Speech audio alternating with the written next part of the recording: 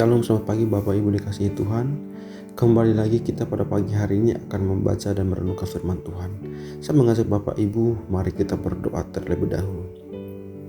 Terima kasih Bapak yang baik untuk berkat kekuatan yang Tuhan masih memberikan bagi kami, sehingga pada pagi hari ini masih ada kesempatan yang sangat luar biasa yang Tuhan berikan bagi kami. Dan ada waktu bagi kami untuk membaca dan merenungkan kebenaran firman Tuhan. Tuhan hadirlah di tengah-tengah kami dan bukalah hati pikiran kami supaya firman yang kami baca kami dapat melakukannya dalam kehidupan kami lepas hari. Terima kasih Bapak yang baik, kami sambut firman-Mu pada pagi hari ini penuh dengan ucapan syukur. Haleluya, amin. Baik Bapak Ibu, saya mengajak Bapak Ibu mari kita buka Alkitab kita pada pagi hari ini dalam kitab 1 Petrus pasal yang keempat ayat 7 sampai dengan ayat yang ke-11. Saya akan bacakannya bagi kita semua. Kesudahan segala sesuatu sudah dekat. Karena itu, kuasailah dirimu dan jadilah tenang, supaya kamu dapat berdoa. Tetapi yang terutama, kasihilah sungguh-sungguh seorang akan yang lain, sebab kasih menutupi banyak sekali dosa. Berilah tumpangan seorang akan yang lain dengan tidak bersungut-sungut.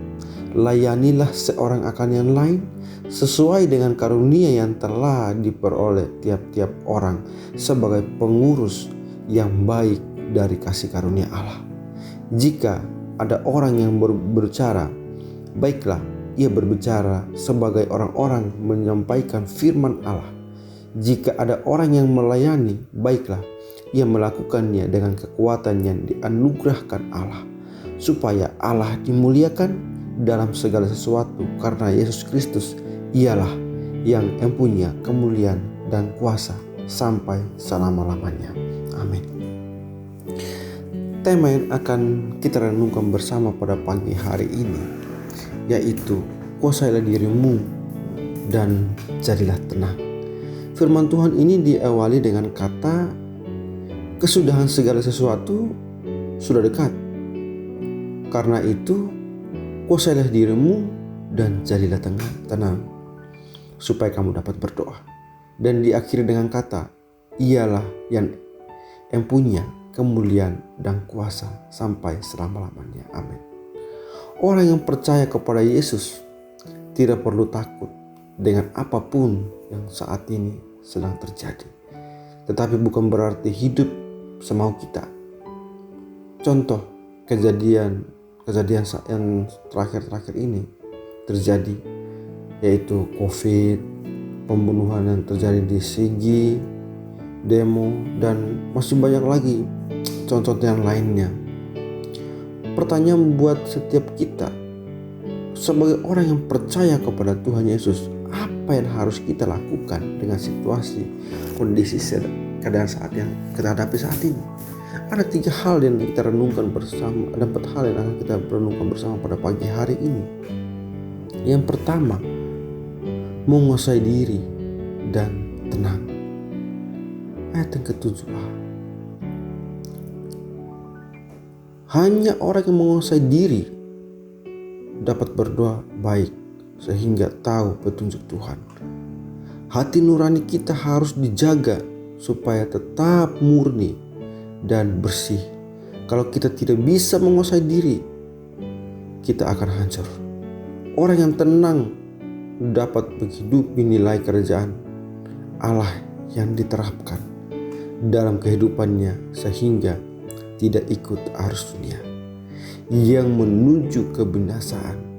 Sebagai orang Kristen harus mempunyai nilai-nilai kerajaan hidup, harus sesuai dengan firman Tuhan dan menerapkan nilai-nilai firman Tuhan dalam hidup sehari-hari.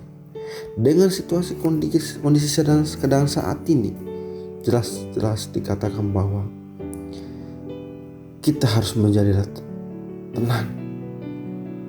Kita harus tenang supaya kita bisa dapat berdoa dan kita bisa minta hikmat dari Tuhan. Dengan situasi kondisi saat ini, marilah kita hubungan pribadi dengan Tuhan harus berjalan dengan baik. Yang kedua, poin yang kedua, mengasihi dengan sungguh-sungguh. Ayat yang ke-8.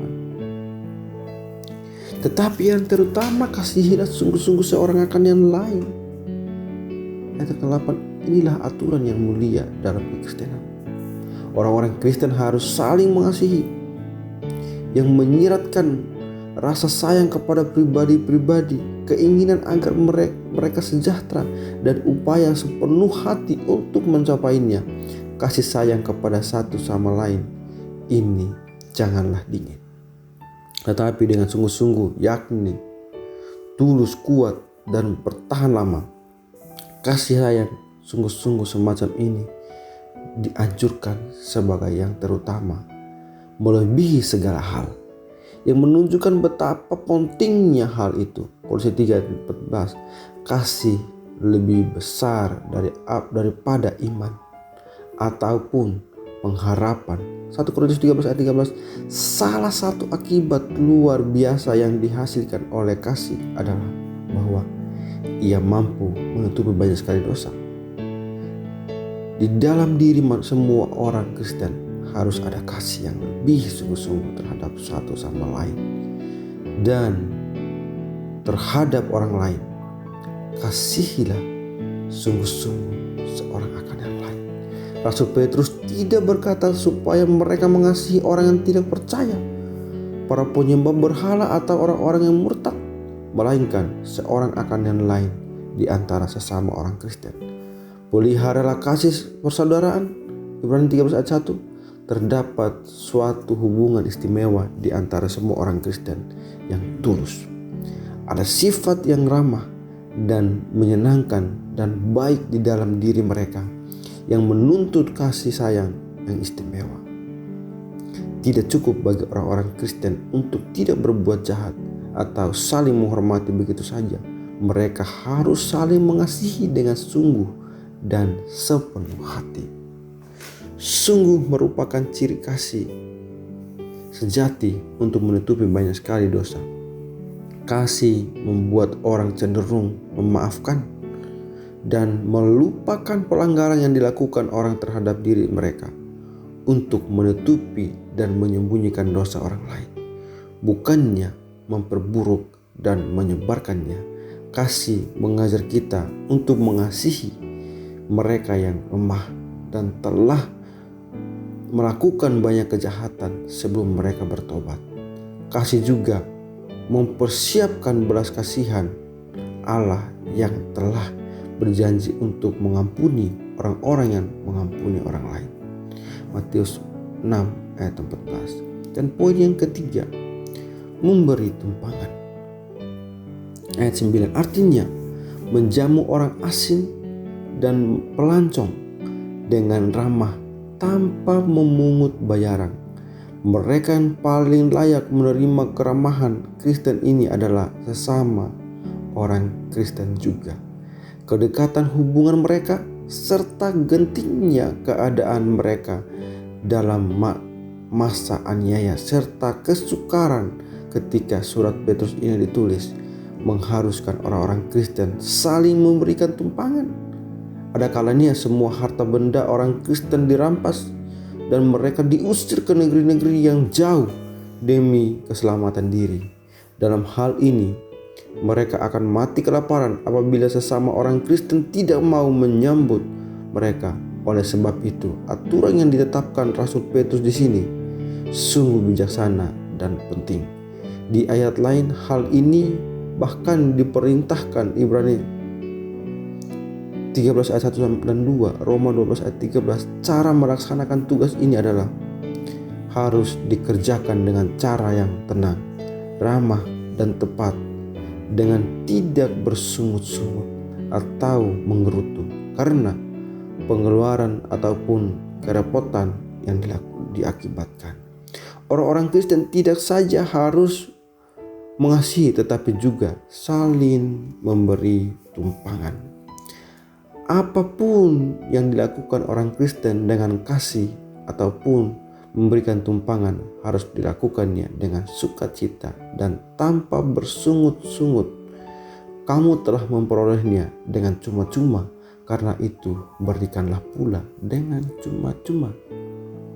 Memberi tumpangan lebih menekankan pada saling menyembuhkan atau membebat.